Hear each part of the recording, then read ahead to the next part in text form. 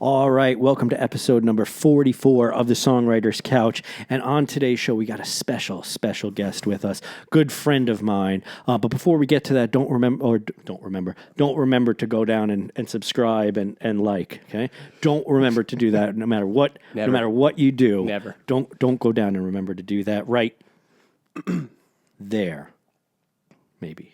Maybe, I think that's where it is. Like and subscribe. Thank you to our sponsors. Thank you to everyone that listens and watches. Thank you for sharing the video and the audio and what have you. We really appreciate everything you guys do to help support the show. We appreciate it. On today's show, we have a special guest as part of our series here leading up to the holidays. He is an award-winning mathematician, a monkey trainer, and the drummer of our band, Mr. Jonah Hettel, everybody. Thank you. Hello.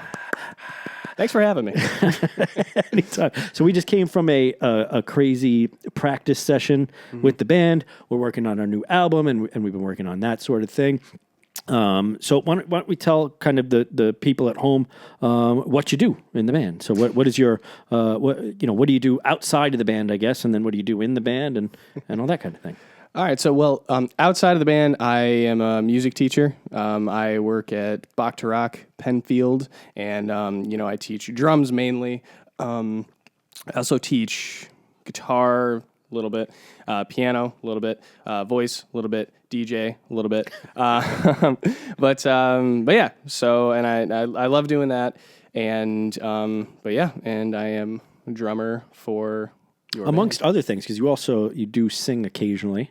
I do sing and occasionally. Play guitar as well. Very few and far between, but we do get you up on the strings too, right? Yeah, I enjoy the singing occasionally. So tell me what you love about me most, Jonah. We'll start. Let's start with that. Let's talk about what you love about me, moi. No, let's talk about what we hate about Greg. Ready? Okay. Let's get our lists out. Let me bring up my notepad. Do we have enough time on this episode for things that Greg needs to change? Okay. All right. So we'll just the glasses bother me. That's right. He needs a new prescription.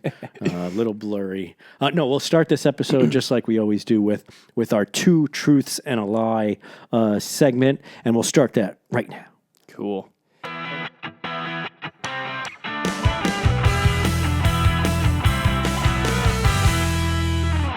Cool.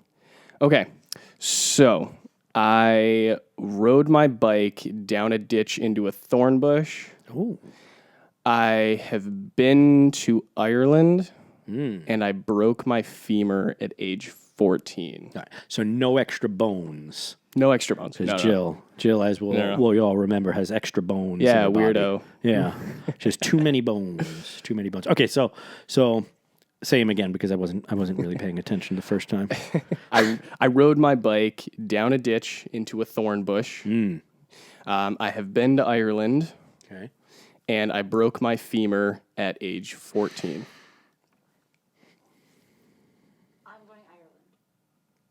As a lie. Yes. Only because femur is the longest bone in the human body, but not a lot of people know that. And for him to specifically say the femur seems like, but although your femur to break your femurs. It's very... Point to your femur. It's this one right here. It's this one. I did take anatomy. Yeah. And then, so I know. Did you not hear that earlier? I remember hearing. I pay very close attention when there's an episode coming up to things that people say. The femur, yes. And it's it is, and it's extremely painful. Extremely painful. I think that's the lie now. Can you do me a favor? Can you go? Are there drumsticks over there? There should be some over there. Can you just grab some drumsticks? Because before I answer, I usually do the drum roll before you give the answer. But I'm going to need you to do it as the You drummer need on your lap. That makes sense. That makes sense. Yeah, so that makes sense. Thank you. No, that might be a little loud. These are my signature sticks. Goodwood Fusion by Vader. Oh, is that your? These are my preferred model. Okay, Yeah, so if any Yeah, Just if they ever want to sponsor this episode, Yes. and including sponsoring us on our if our Vader tour. if Vader ever wants to get a new artist, reach out because I love your product. Yeah. Okay, so I'm gonna go with bike riding into a thorn bush, and the reason I say that is because I know your background is Irish. As a matter of fact, we're drinking some Irish whiskey that you gave to us here, Yeah. and I think there was mention of the entry level biology earlier, so That's true. that could be a setup, to get one over on me. But I'm going with the thorn bush. What are you going with? Oh, goddamn, I'm gonna stick with Ireland. Ireland. Okay, you're going with Okay. Ireland. All right, give us a drum roll and then All let us right. know what. The answer is femur. I did not break my femur. It did not. See, you were onto something too. You were trying to get to it, but Yeah. So how did you end up into a thorn bush? What were you doing? You're just freestyling somewhere. So I was camping. This was a long time ago. I was probably like 8 or 9, and we were camping, and in our campsite, this was at Hamlin Beach State Park, by the way. If you ever want to check it out. If you ever want to ride into a thorn bush, Yeah. It's in the last loop, and in the back of our campsite there was a big ditch with a little bit of area on the bottom, and I was just like, you know what I'm gonna do? I'm gonna ride down, and I'm gonna turn, and then I'm gonna brake, and it's gonna be sick. It's gonna be sick. yeah, it's gonna be like dust cloud, Right? Yeah. of Like it was course. gonna be. Yeah. I could picture. I was a huge fan of like Batman and super.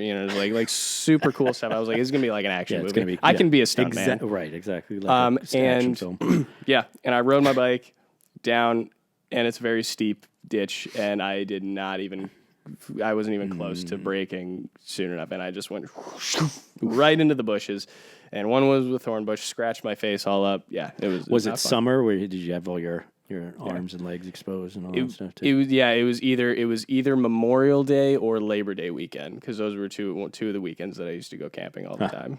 So when did you go to Ireland? I went to Ireland in the summer of 2017.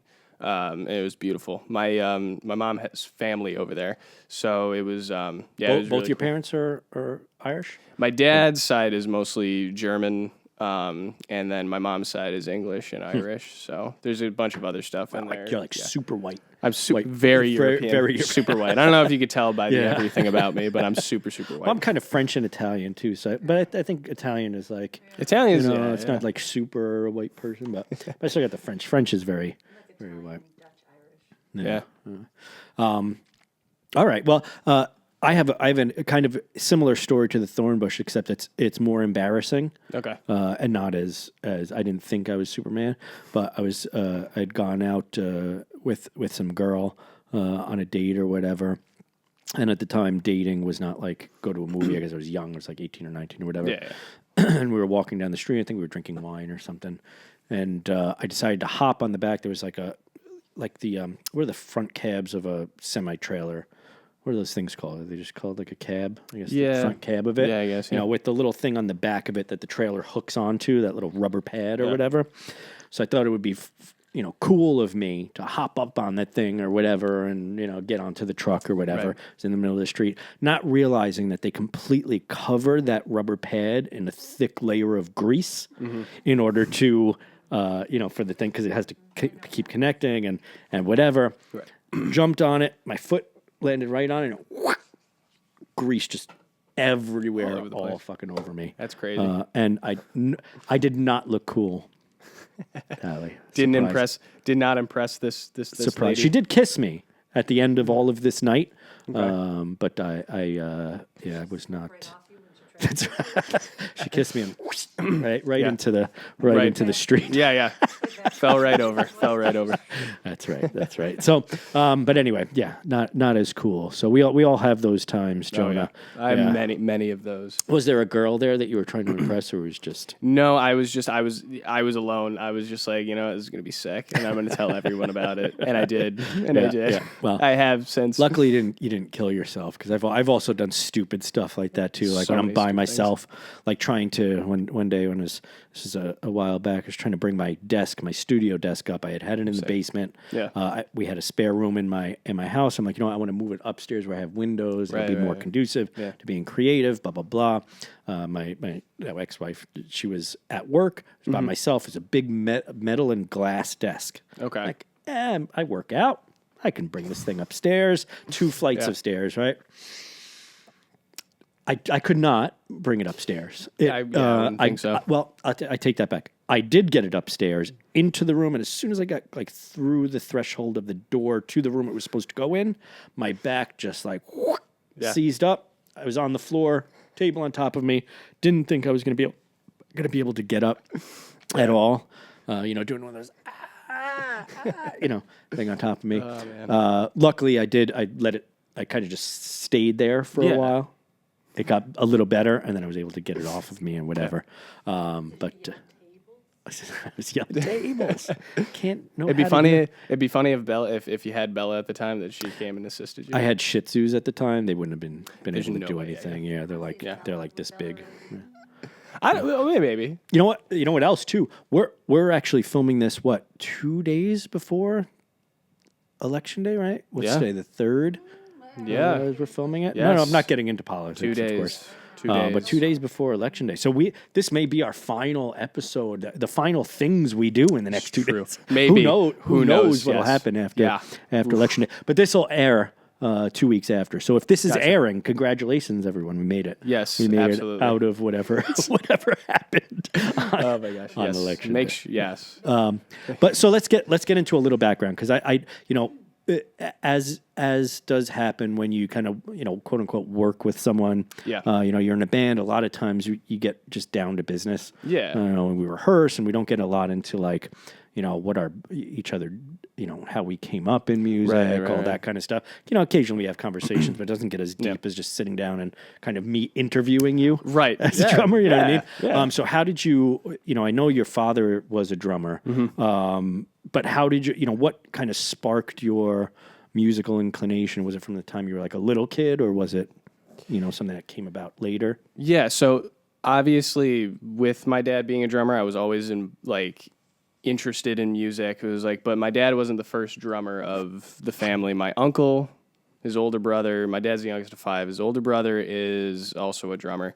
And then, my dad and myself. So it's I definitely had those influences.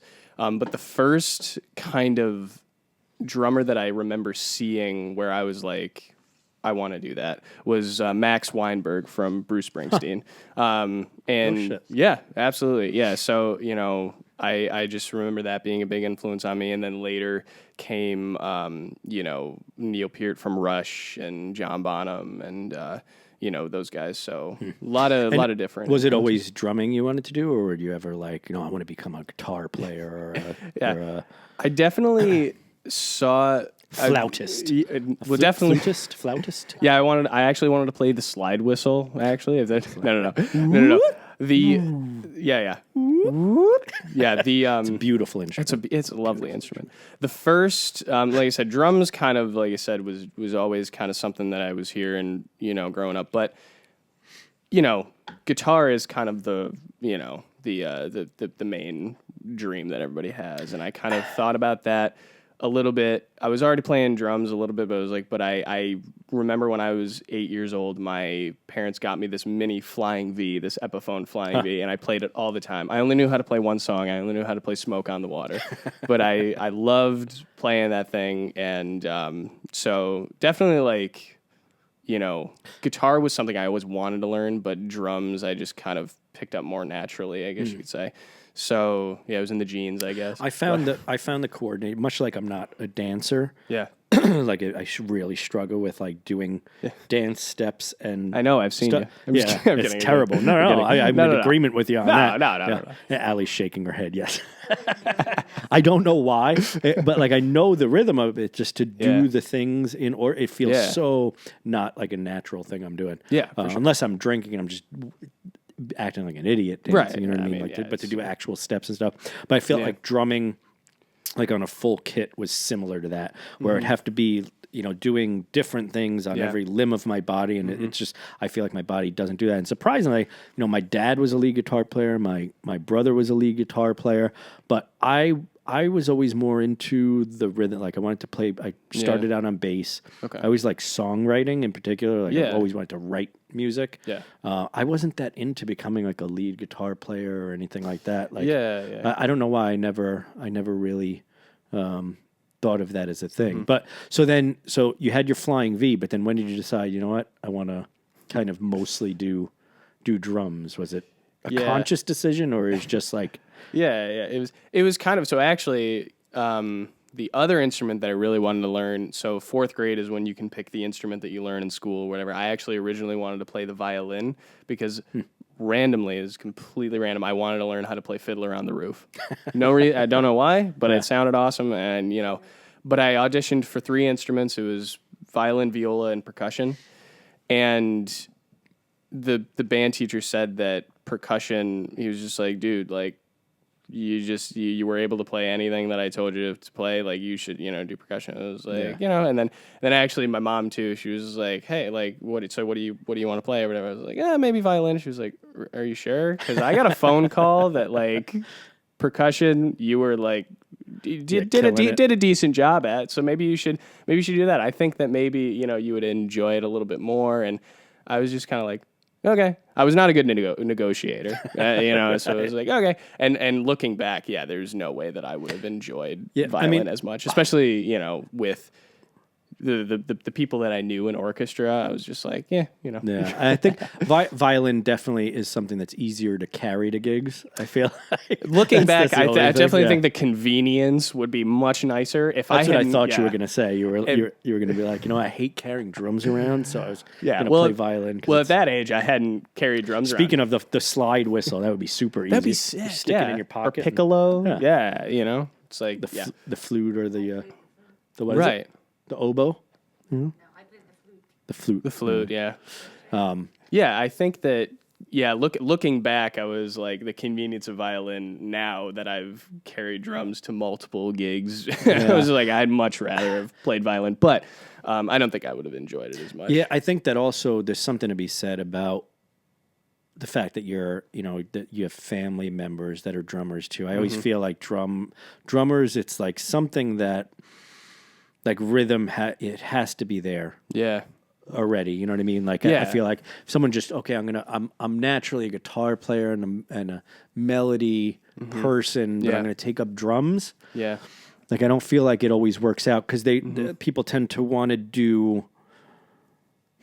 Like I find the way that you play drums is one, you're an amazing drummer. Thanks. I couldn't be happier with the musicians that are in the band right now. I feel like this group of individuals. There's almost no drama. Everyone can take feedback. Sometimes Greg yells at us a little too much. But he doesn't yell at me as much. he likes yelling at me.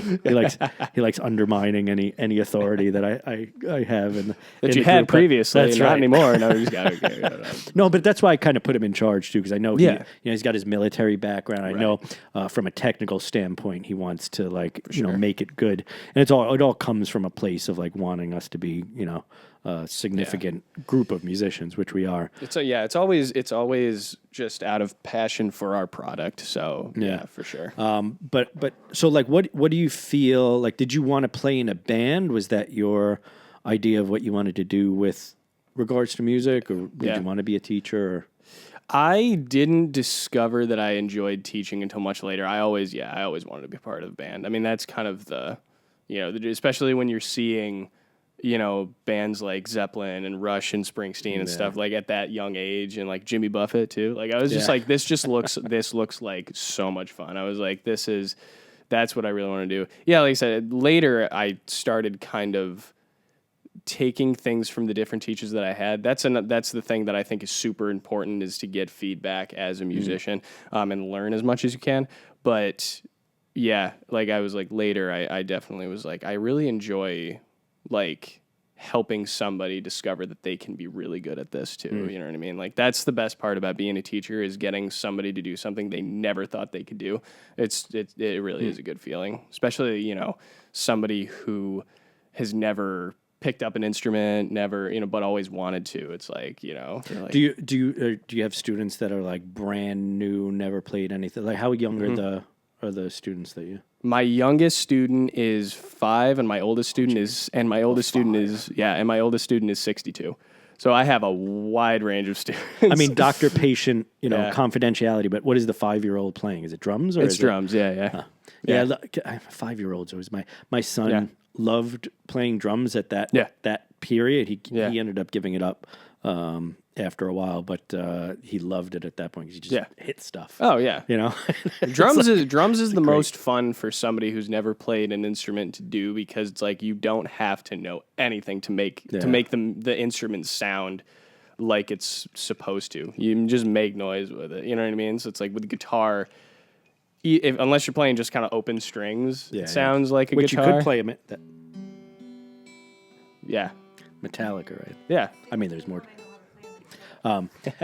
So, but I guess so as a drummer, because this would be something good for me to know. Right. I mean, I have moments in my guitar playing journey, right, where there are like pivotal moments where I come to realizations of things about either guitar playing or singing or whatever, or even songwriting, like techniques or something. I'm like, oh, yeah, like Jesus, how did I go all this time without knowing this particular thing? Like, I'll give you an example of one of those things. My older brother, like I said, was a very technical lead player, right? Right. Do all the sweep picking, crazy stuff, Van Halen type stuff. He's the one that lives in New York, right? That I've met a couple times. Yep. And one of the things he said to me one day, because that we actually had this conversation when Greg was on the episode about me not really knowing the theory. Yeah. So when you know that this is the case, right? In practice, he's like, "Oh, what key?" I'm like, "I don't really. I don't know what key it is. What chord is that?" Sometimes my fingers just do stuff that sounds good, and I'm like, "Oh, that sounds good. I'm going to keep it." Like, "Hey, I don't know what most of the chords are. I know it's like it's an F sharp, a G, or whatever. But I don't know what the actual chords are that I'm putting together. I'm moving bass notes around." But it's variations of one of the things he told me, my older brother, when I was younger, because he did a lot of lead playing, was to tell me, chords are just notes in the scale, and a scale is can be just notes in a chord, right? And for whatever reason in my head, I had never put that together, in my head. So it's like, I can just play like the notes of the chords I'm playing as chords. But as the lead, like if I'm doing a solo, I can literally play just the notes in there and variations on them throughout the neck, from the chords without even knowing a scale. Because you know it's going to be in key with the song. You know what I mean? So is there something like that in drumming that you've had this epiphany of like? The biggest thing for drummers is knowing as far as theory goes or as musicality goes, because that's the joke with drummers is they don't know anything about music. But it's but the biggest thing is if you know time signatures, right? So if you know like what 4/4 is or what 6/8 is or whatever, if you know how many beats in the measure of the song, if you know kind of the meter of the song, you can do whatever, you know what I mean? So it's like, that's a good, so yeah. If you know how to count it, that's all. For anyone watching, do you feel comfortable explaining that? Yeah. So so if something is in, 4/4 timing, or 3/4 timing, or 7/8 timing, what does that mean exactly? Yeah. For somebody who is like, because there's obviously what we were talking about, 4/4, there's 2 numbers there. The bottom number is much more rhythm based and like musical based. So all you really need to know if it's like you're not interested in learning music is the top number, because that tells you what you're going to count to, basically. So at 4/4, you're just going to count to 4. 1, 2, 3, 4. 1, right? 6/8. 1, 2, 3, 4, 5, 6. 1, 2, 3, 4, 5, 6. That's really all you need to know, like if you're just kind of going in. And so if you know those things, then you can play whatever you want as long as it fits, as long as it's not too many beats or as long as it's not too, little. And if it is too little, you just got to make sure that you have the rest of the space in there. You know what I mean? So when you're, just to make it super like layman's terms, right? So when you're counting, let's say to 6, right? You're counting that 6. 1, 2, 3, 4, 5, 6. Right. So what is making you decide that you're counting to 6 as opposed to 4? So it depends on two things. So like Hey You, right? Right. Is, Yeah. Let me see if I can. It's so out of tune. This is, I think, 7/8, right? So how I think about Hey You is I think about it as 9/8 and then 2 measures of 6/8. That was just how my brain thought of it. So I think about So like count this out. 4, 5, 6, 7, 8, 9, 1, 2, 3, 4, 5, 6, 1, 2, 3, 4, 5, 6, 1, 2, 3, 4, 5, 6, 7, 8, 9, 1, 2, 3, 4, 5, 6, 1, 2, 3, 4, 5, 6. Right. That's how I think about it. Good theory lesson we just had. Yeah. So that's just and you know, Greg was telling me. Actually, no, I think it was a former member. It was Jeff. He was telling me that he thinks about it as 7. And it really doesn't matter how you think about it, right? All that matters is, you know, That you can count it. That you can count it and you know where you are. That's really all that matters. One of the things that's funny about that too, like timing, after a while, I think you just feel it. Yeah. You know, it's like you're not necessarily, you're kind of counting in your head sometimes. Yeah. And maybe for some more complicated, when you're first learning a song, you're probably counting a little bit more. To keep, like especially that kind of song. Right. It's such a rhythmically, like timing wise, it's that very one strange. For sure, yeah. Which is funny because every time I talk about that song to someone new, that's either I'm teaching it to for the first time, or I'm telling people. Like an audience can, if a drummer is on point, like when you play it, we play it together. It's on point, and you can kind of just feel the rhythm. It feels like a train to me, right? Like just a train. Right. But even when I wrote it, it took me probably a week of playing it before it was embedded in my head enough where then I could sing along to it too and play it, because timing wise it's so difficult.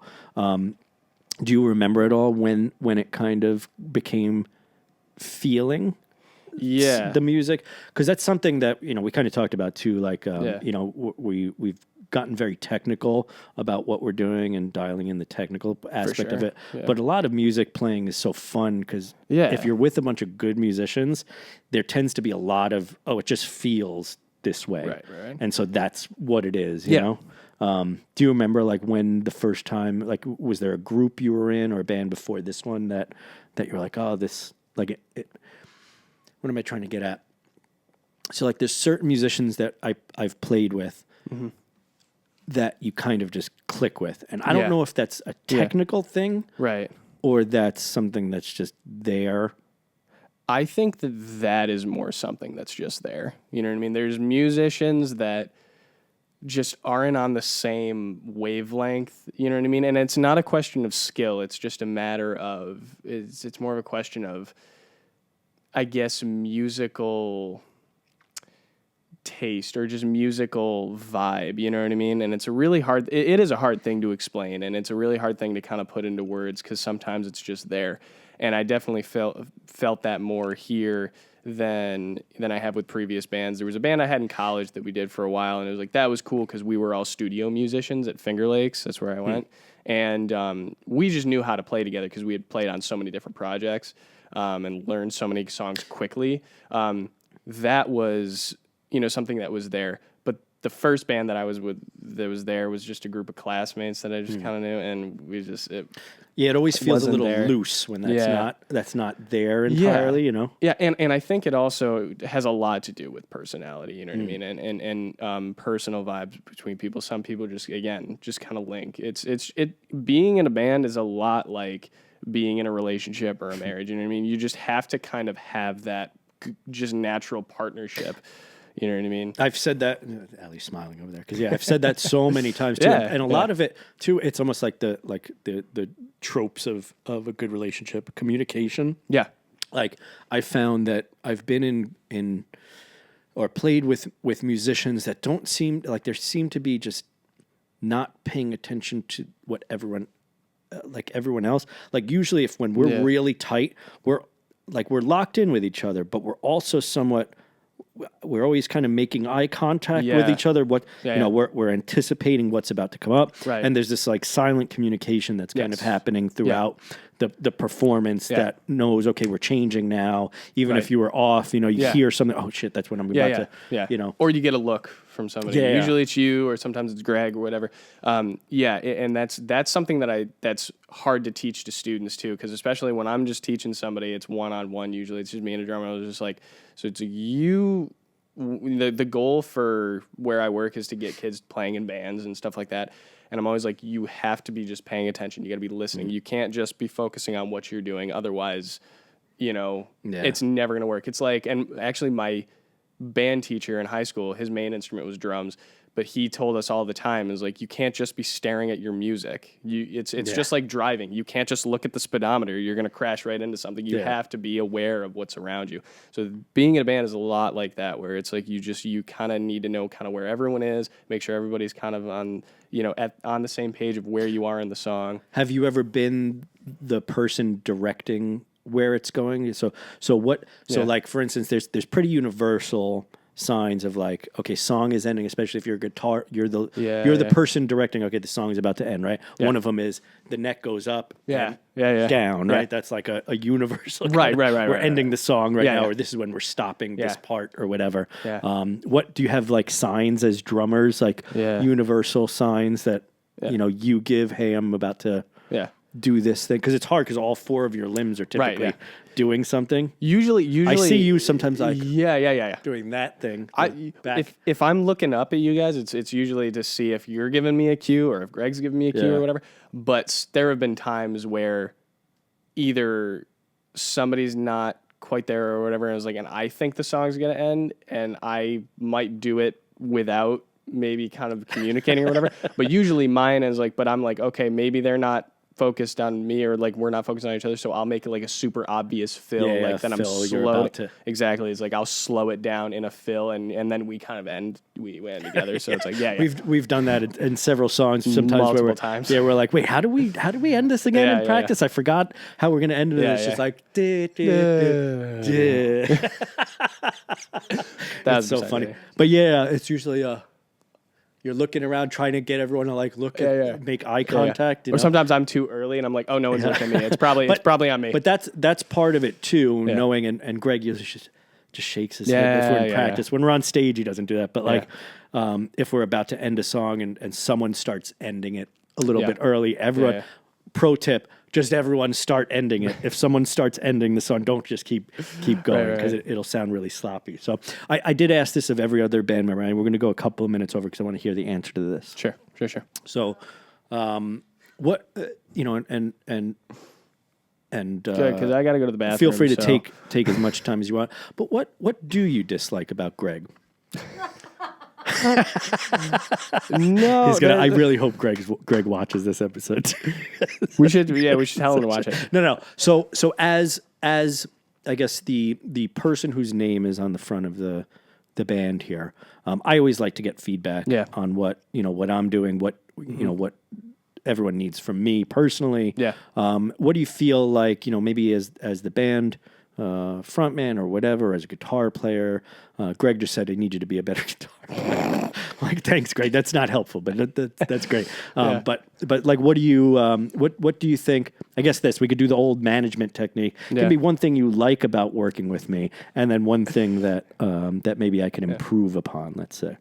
I think that obviously the easiest thing to do is like you're very easy to get along with. For the most part, don't get ahead of yourself. Like, don't flatter yourself. But no. You're very easy to get along with it, and it's like I'm never afraid to kind of give you my feedback, even if you don't necessarily agree with it, or if you don't think that mine was helpful or whatever. It was like, but you're always willing to hear everything, which is always good. And it's never like a shot down kind of thing. It's just like, you're always like, no, I hear you, but it's like, I think that it's this way or whatever it is. So it's like, I appreciate that. I definitely think that now improve upon, you're just so perfect. I'm trying to. Well, I will say this one thing I did, harmonies was a struggle for me for a bit. And since we've been getting very deep into the harmony thing, I've been actively Yeah. like going on learning more harmonizing techniques and that sort of thing. So that I've been improving upon. But like, well, that's something that is hard in general, especially if you've never done it before. So you definitely improved a lot, and that's really cool because especially like I don't think without Greg you would have like any of us would have even given it even a thought. You know what I mean? I think making set lists actively before spending not 3 minutes before a gig starts. Well, I think that all of us can maybe collectively do this. So I was like, but I just maybe guess preparedness, making sure that we are all on the same page before a gig, making sure that, just taking the time beforehand. I feel like that definitely I struggle with a little bit just because of the time constraints. It's of course, like sometimes it's just like, and we all have I don't jobs. Have time to, like I get it, but and sometimes you make a set list for us so nicely, and then I say, no, we're just going to do whatever the hell we feel like it on stage, and I start. It's happened, well, not just with me, but also with Andrew. That's right. Yeah, he definitely is like. But I think Greg also gets mad because he sets up his keyboard, right? You know, to be in a very particular set list, and when I change it on the fly like that, he's like, Patrick, come on. But it's more British when he says it. But, all right. So, any last minute tip for aspiring musicians or people just starting out or whatever? You know, maybe a tip on being in a band or. I guess ask anybody who's done it before. Just get as much feedback as you can. I know this is coming from the teacher or whatever, blah, blah, blah. I was like, I don't think I'm the best teacher in the world, but I definitely think that the best thing for me was learning from a lot of different people.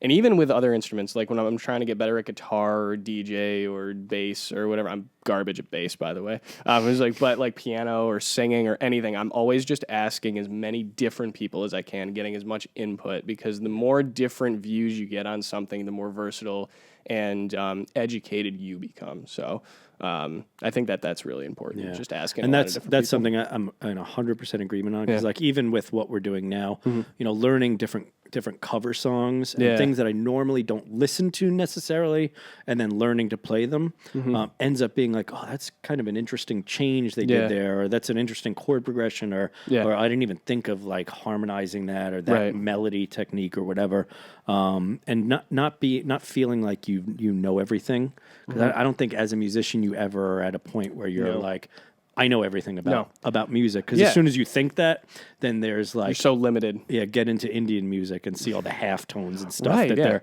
they're using in there. That's Latin music. I always talk about this, especially with drums. Latin music is the hardest music to play on drums. There's so many percussion wise is just it's wild. They're great. But I think that's a good place to end the episode, John. Yeah, I think so too. Yeah. So tell them where they can find our music and everything. Let's see how good he is at promoting our band here. So where can you find the Patrick Joen Band music and events and shows and what like? So our website is PatrickJoenBand.com. How do you spell that? How do you spell Joen? Jaouen. He had a cue card up in front of him, I did, ladies and gentlemen. Yes. He was cheating. I did not. He did. I've spelled it. I've actually spelled it because some of my, it's like I was like, because of some of the language and the subject matter that's in some of our songs, I won't recommend any of my students come. I'm just like, this is up to you guys. I was it's like, not too bad. But I tell them to check it. It's like if you're interested, check us out. I guess for a 5-year-old it might be. Yeah, I don't even mention that I'm in a band to my. Yeah. So it was like, but you can find us on Spotify. On actually one of our songs, The Music Saved Me, just popped up on one of my daily playlists. So there you go. Yeah, it came up in my car on my drive home from work. I was like, hell yeah. Oh, awesome. So you can find us on Spotify. You can get us on YouTube, Apple Music, I believe we're on as well. Pretty much every Deezer. Okay. All the other ones, Tidal. Yeah. Pandora. I think some of our stuff is on Pandora. Then you can follow. And Pandora is super picky for some reason. Is it? Yeah. I've never even used Pandora. Yeah. But you can follow Patrick Joen on Instagram. That's where a lot of our promoting. Are you on? You're not on Facebook. I'm not on Facebook, but I am on Instagram. Yeah. There you go. What's your Instagram? It is. There you go. It is Jonah Hettel. It is at Jonah Hettel. I'll put a link to his Instagram in there. So go spam his inbox. Message me beforehand. Otherwise, it is a private account at the moment. I'm thinking about maybe making a music Instagram for just messing around. But that wouldn't be a bad idea. Yeah. So, but it was like if you You know, Well, listen, that will we be we out are there. planning now. You know, and I don't want to make any promises about this, but we're kind of planning some holiday stuff. We might take a little hiatus over the holiday season there, but we might do like a Thanksgiving episode, Yes. a Christmas episode, That'd that be sort of cool. thing, where maybe we That'd be show some cool. people like how we either write a song, how we practice, maybe Yeah. something like that. Maybe Yeah. for Thanksgiving we could do that, like Yeah. how we practice with each other and how that feedback happens. and how would be thankful we interesting. are for that process. Yeah, and I think if that sounds interesting to you guys, comment in the comments and all that stuff. And don't forget again, don't remember to like and subscribe. Right there. Right here, yeah. And, yeah, do this. Let's touch fingers. And there you go. Right there is where you got to like and subscribe. Yeah. But also, thank you to our sponsors. Thank you to everyone that watches. Thank you, Jonah, for coming on course. after a long Yeah. practice session today. We are working on a new album, so stay tuned for that in the first quarter of next year. Fingers crossed, by the time this episode airs, we'll know whether or not we have a Grammy nomination for The Music Saved Me. So if you have not yet downloaded or streamed or whatever people are doing right now, downloading it definitely is better than just streaming it for us. Yeah. So if you actually download The Music Saved Me from any of your music, Click that heart icon.